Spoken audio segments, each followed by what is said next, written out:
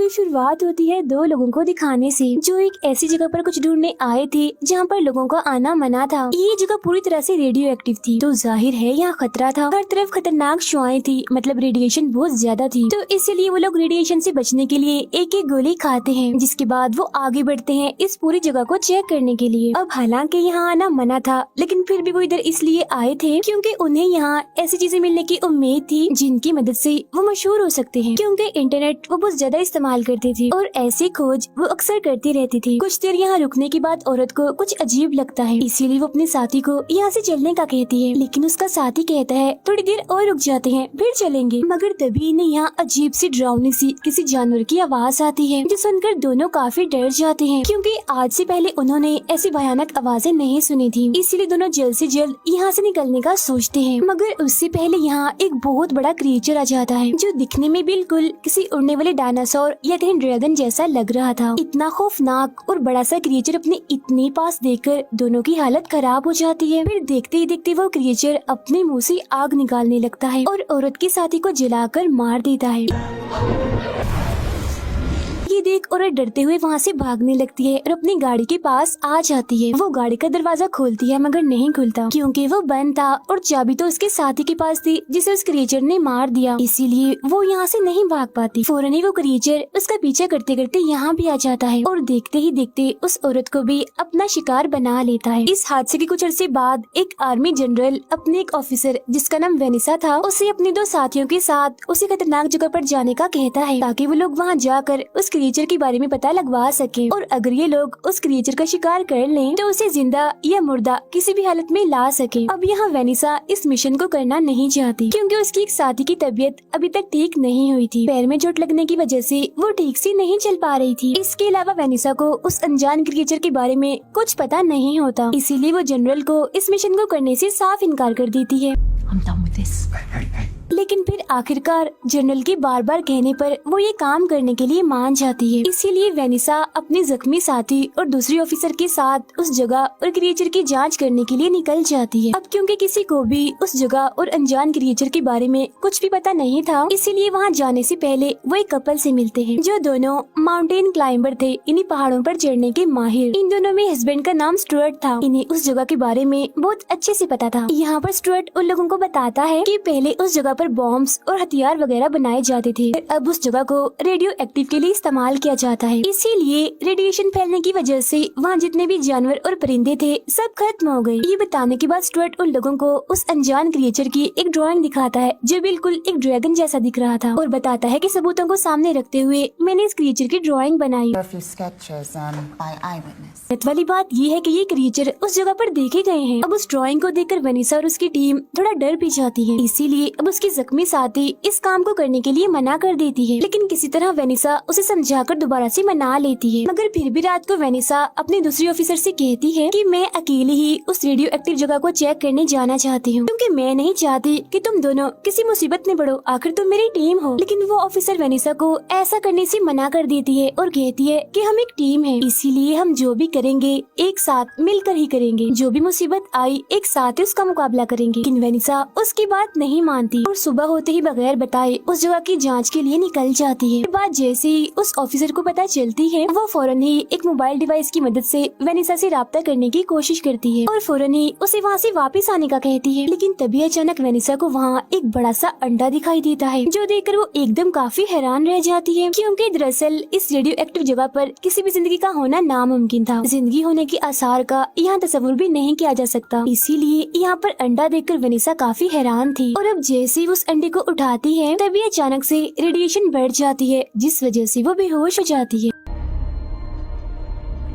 Officer को वेनिसा से बात करने की वजह से उसके बेहोश होने का पता चल जाता है, इसीलिए वो अपनी जख्मी साथी और उस कपल यानी स्टुअर्ट और उसकी वाइफ को लेकर वेनिसा को ढूंढने के लिए निकल जाती है। फिर काफी ढूंढने पर आखिरकार उन्हें वेनिसा मिल जाती है, लेकिन बेहोशी की हालत में, जिसे देखकर वो फौरन उसके पास जाते हैं और उसे होश में लाते हैं। इसके बाद जब वो सब लोग यहाँ अंडा देखते हैं तो वो भी काफी हैरान रह जाते हैं। लेकिन तभी उन लोगों को यहाँ बहुत ही भयानक आवाज सुनाई देती है, जो सुनकर वो समझ जाते हैं कि ये आवाज जरूर उसी क्रिएचर की की है, इसीलिए वो लोग सबूत के तौर पर उस अंडे को अपने साथ लेकर वापिस आ जाते हैं। वापिस आने के बाद सभी उस अंडे के बारे में बातें करने लगते हैं। उन्हें दरअसल अब ये डर लग रहा होता है कि ये अंडा जिस भी क्रिएचर का होगा वो इसे लेने जरूर आएगा। अब देखते ही देखते रात हो जाती है और जब सब लोग सो रहे थे तो तभी अंडे में कोई हलचल होने लगती है। अंडा हिलने लगता है। दूसरे कमरे में ऑफिसर अपने घर वालों से बातें कर रही थी, मगर तभी उसे अजीब सी आवाज सुनाई देती है, जो सुनकर वो फौरन उस कमरे में आ जाती है जहाँ वो अंडा रखा हुआ था। उसे पता चलता है कि जो क्रिएचर इस अंडे में था वो अंडा तोड़कर यहाँ से भाग गया है। फिर वो ये बात बाकियों को भी बताती है, जिसके बाद पूरी ही टीम उस अंडे से निकले क्रिएचर को ढूंढने लगती है, लेकिन काफी ढूंढने के बाद भी वो नहीं मिलता। और फिर इसी दौरान वेनिसा को घर से बाहर एक सीटी मिलती है, जिसे वो अपने पास ही रख लेती है। फिर वेनिसा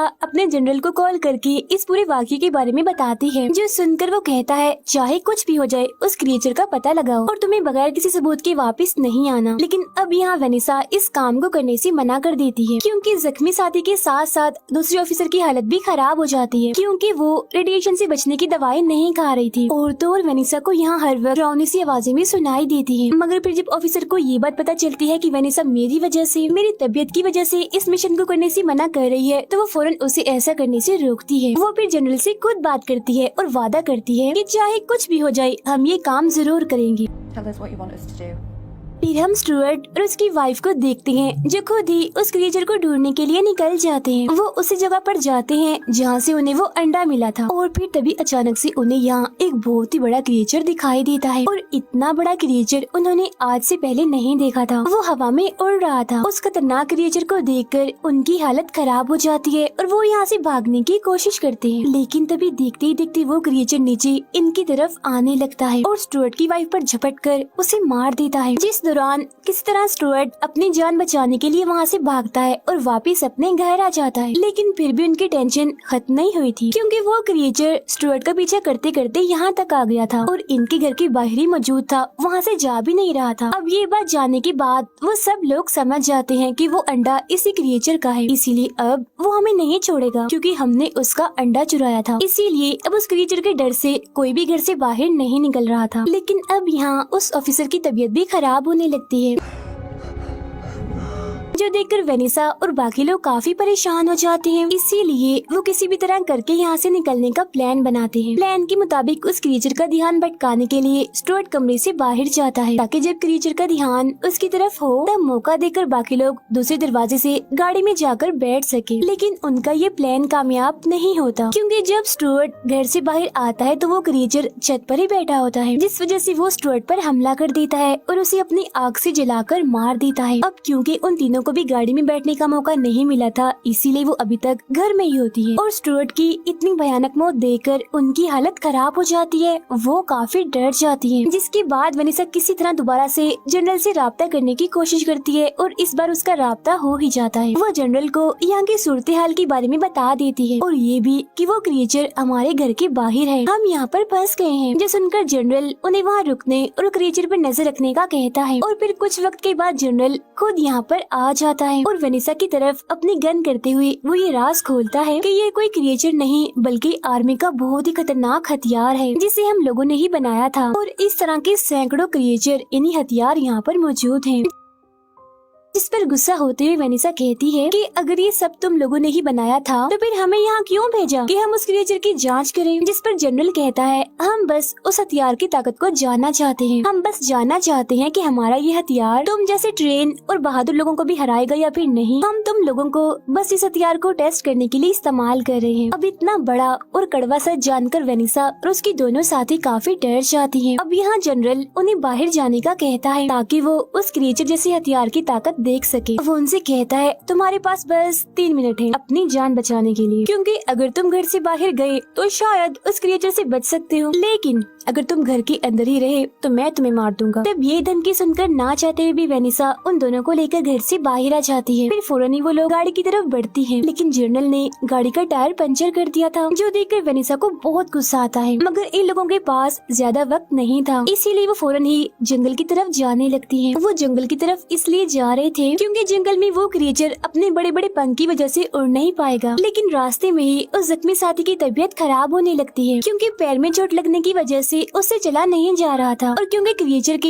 यहाँ आने का भी वक्त हो रहा था, इसीलिए वो अपने साथियों को उसे यहीं छोड़कर आगे बढ़ने का कहती है। अब हालांकि वो दोनों यानी वेनिसा और वो ऑफिसर ऐसा करना तो नहीं चाहती थी, मगर ना चाहते हुए भी उन्हें ऐसा करना ही पड़ता है। वो आगे बढ़ जाती है, जिसके बाद अब वो वहाँ अकेली रह जाती है और तभी वो क्रिएचर भी उसे देख लेता है और उसके पास आ जाता है। वो बस उस पर हमला करने ही वाला था, जो देखकर वो उस क्रिएचर पर अपनी गन से गोलियां चलाती है, मगर क्योंकि वो खुद भी एक हथियार था इसीलिए गोलियों का उस पर कोई भी असर नहीं होता। फिर वो अपने मुंह से आग निकालकर उसे जलाकर राख कर देता है। उधर वेनिसा और वो ऑफिसर अपनी जान बचाने के लिए अभी भी जंगल की तरफ भाग रही होती है, लेकिन तभी उस ऑफिसर की तबीयत इतनी खराब हो जाती है कि एक कदम भी चलना उसके लिए बहुत मुश्किल हो जाता है।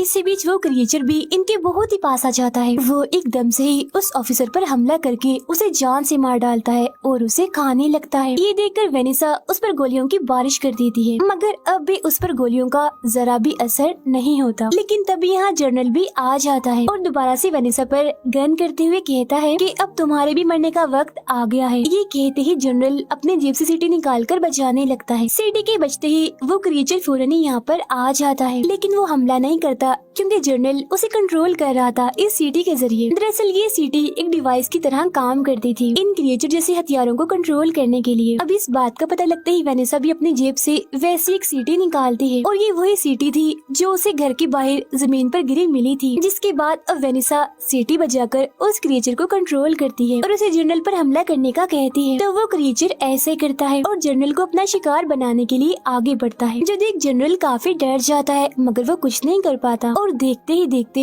वो जनरल का खेल भी खत्म कर देता है। इसी बीच मौके का फायदा उठाकर वेनिसा वहाँ से निकलकर रोड तक आ जाती है। यहाँ साइड में ही उसे एक गाड़ी खड़ी मिलती है, जिसमें बैठकर वेनिसा शहर की तरफ निकल जाती है। उसके जाने के बाद हमें इस जगह का भयानक नजारा दिखाया जाता है और वो ये कि यहाँ पर वैसे खतरनाक क्रिएचर जैसे हथियार उड़ रहे होते हैं, वो भी सैकड़ों की तादाद में। और इसी खतरनाक सीन को दिखाते हुए ही ये फिल्म यहीं पर खत्म हो जाती है।